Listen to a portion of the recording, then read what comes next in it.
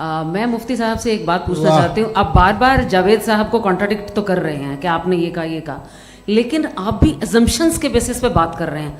आपने खुदा के होने का कौन सा प्रूफ पेश किया है खुदा की एग्जिस्टेंस का?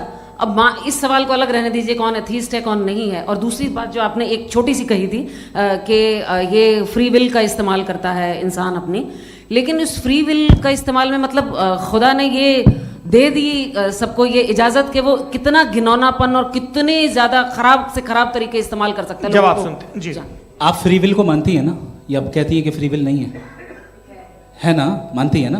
तो अब आपके पास इसका कोई एक्सप्लेनेशन नहीं है कि अगर एक इंसान उस फ्री विल का इस्तेमाल करके गलत काम कर रहा है और बच के अच्छी ज़िंदगी गुजार के निकल जा रहा है, उसका कोई रिकम्पेंस नहीं है।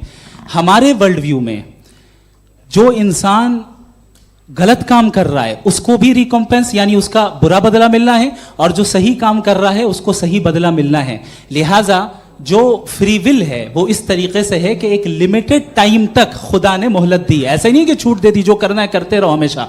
वक्त आएगा जब एग्जाम का टाइम खत्म होगा तब रिजल्ट आएगा। दौराने एग्जाम जबरदस्ती आपको नहीं बताया जाएगा। अरे भाई एक जी सवाल, अपना नाम बताइए। मेरा नाम उर्सुला है, मैं दिल्ली यूनिवर्सिटी की एक स्टूडेंट हूँ और मैं स्टूडेंट फेडरेशन ऑफ इंडिया से हूँ।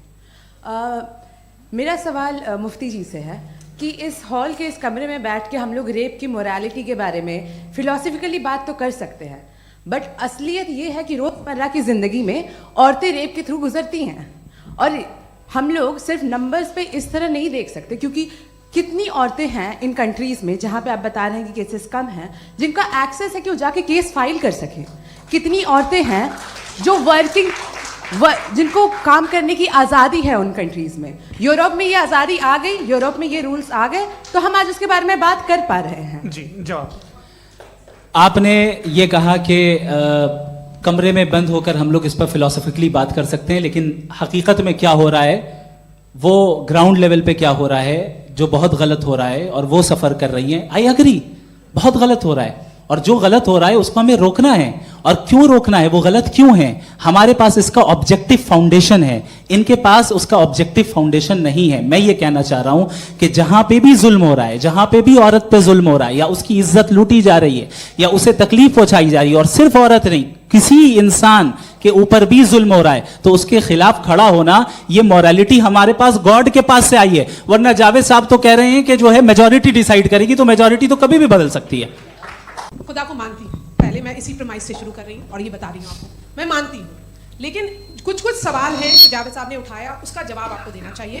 पहला सवाल ये कि गजा में सालों से छोटे बच्चे मर रहे हैं, वो उनको अगर खुदा मर्सीफुल है, हम मानते हैं कि अल्लाह ताला में बहुत ताकत है, तो वो बच्चे क्यों मर रहे हैं?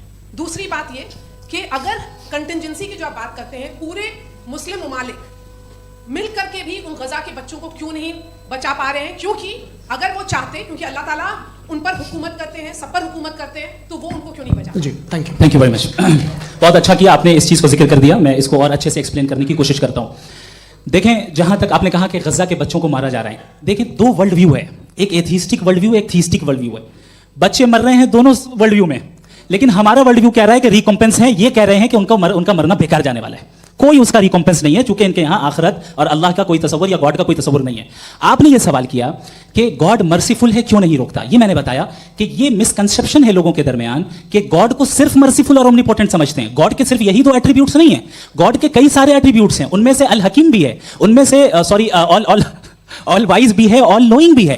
लिहाजा अगर इस दुनिया में किसी को तकलीफ आ रही है और गॉड उसको नहीं रोक रहा है, वो इसलिए नहीं रोक रहा है चूंकि इंसानों को फ्री विल दिया गया है। ठीक इसी सुनिए ठीक इसी तरीके से अगर एक डॉक्टर किसी छोटे बच्चे को इंजेक्शन लगा रहा है, उसे तकलीफ पहुंच रही है, उसके लिमिटेड पर्सपेक्टिव के एतबार से ये गलत हो रहा है और डॉक्टर बुरा है। लेकिन जब आप ब्रॉडर पिक्चर को देखेंगे, आपके और हमारे पास सिर्फ एक पिक्सल है, हमें इतना नजर आ रहा है कि गजा में कत्ल हो रहा है, लेकिन इसके पीछे कितना रिकॉम्पेंस उनको मिलने वाला है, पूरा पिक्चर गॉड के पास है। तो एक पिक्सल से आप पूरे पिक्चर को कभी भी जज नहीं कर सकती। आप इसमें कुछ जोड़ना चाहेंगे?